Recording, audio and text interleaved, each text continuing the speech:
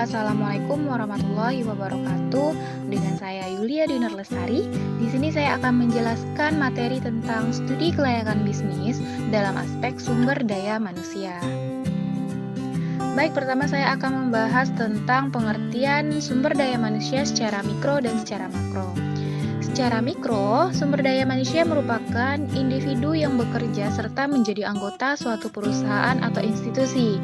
Nah, yang pada umumnya biasa kita sebut sebagai pegawai, buruh, karyawan, pekerja, tenaga kerja, dan sebagainya. Nah, secara makro, sumber daya manusia merupakan suatu penduduk pada suatu negara yang telah memasuki usia angkatan kerja, baik itu yang belum bekerja atau juga yang sudah mendapatkan pekerjaan. Selanjutnya, saya akan menjelaskan tujuan manajemen sumber daya manusia. Di sini ada 4 macam tujuan manajemen sumber daya manusia. Yang pertama itu ada tujuan sosial. Tujuan ini agar organisasi atau perusahaan bertanggung jawab secara sosial dan etis terhadap keutuhan dan tantangan masyarakat dengan meminimalkan dampak negatifnya. Yang kedua, organisasional, yaitu tujuan ini merupakan sasaran formal yang dibuat untuk membantu organisasi mencapai tujuannya. Selanjutnya, tujuan fungsional. Nah, tujuan ini untuk mempertahankan kontribusi Departemen Sumber Daya Manusia pada tingkat yang sesuai dengan kebutuhan organisasi. Yang keempat, tujuan individual. Nah, tujuan ini merupakan tujuan pribadi dari tiap-tiap anggota organisasi atau perusahaan yang hendak mencapai tujuan melalui aktivitasnya dalam organisasi. Selanjutnya, saya akan menjelaskan tentang aspek sumber daya manusia dalam studi kelayakan bisnis. Yang pertama ada desain pekerjaan. Nah, setelah penentuan organisasi, maka kita akan menjalankan desain pekerjaan apa saja yang diperlukan untuk menjalankan organisasi. Yang kedua ada deskripsi pekerjaan. Nah, deskripsi pekerjaan ini wajib dilakukan mengingat fungsi setiap departemen haruslah sangat jelas agar tidak terjadi tumpang tindih dalam kegiatan pekerjaan dan menghindari adanya pengulangan pekerjaan yang sama oleh bagian yang berbeda. Yang ketiga ada job value.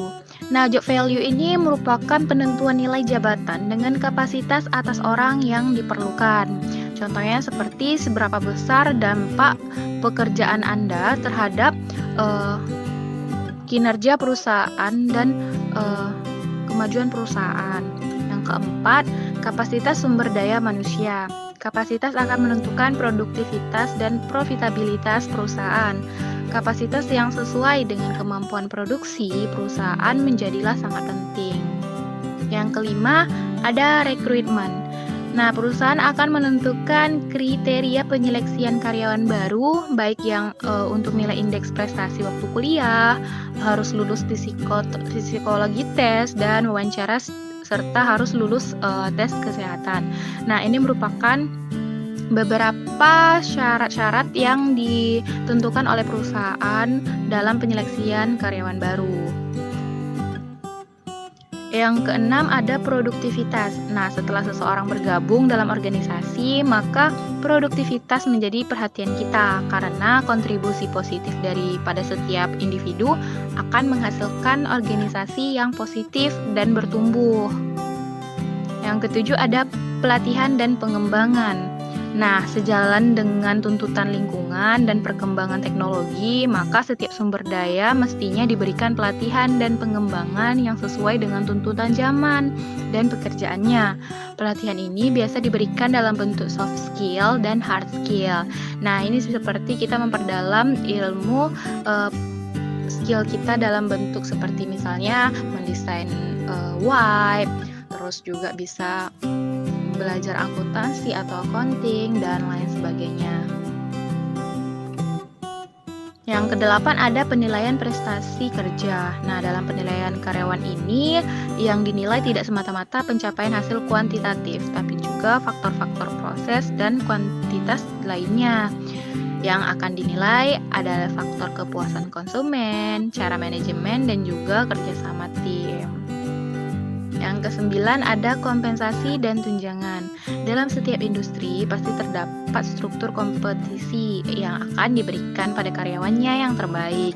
Nah, selain dari gaji dasar, perusahaan juga akan memberikan tunjangan dan tunjangan yang disesuaikan dengan tingkatan jabatan dan kompetisi di pasar.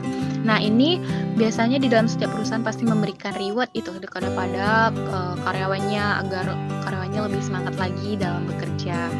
Nah, reward itu bisa diambil karyawannya jika mereka pekerjaan mereka bagus, terstruktur, dan lain sebagainya. Yang ke-10 ada perencanaan karir. Nah, selain pengembangan akan kemampuan karyawan baru, perlu diperhatikan juga pengembangan karir yang akan dicapai karyawan. Sebelum penentuan karir, perusahaan biasanya juga akan mengkategorikan karyawan ke dalam beberapa kelompok. Nah, kompetensi dan tunjangan-tunjangan bukan satu-satunya yang dicari karyawan, karena mereka juga ingin mencapai kemajuan untuk dipromosikan ke jabatan yang lebih tinggi.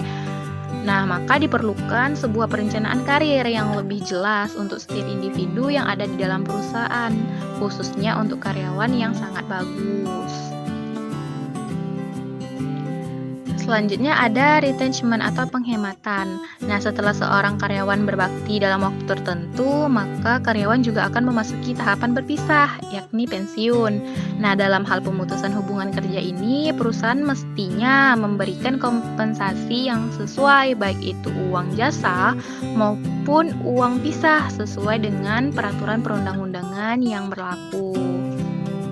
Nah, contohnya ini seperti biasanya disebut oleh banyak orang itu uang pensiun. Baik, terima kasih. Semoga materi dari saya bisa bermanfaat. Assalamualaikum warahmatullahi wabarakatuh.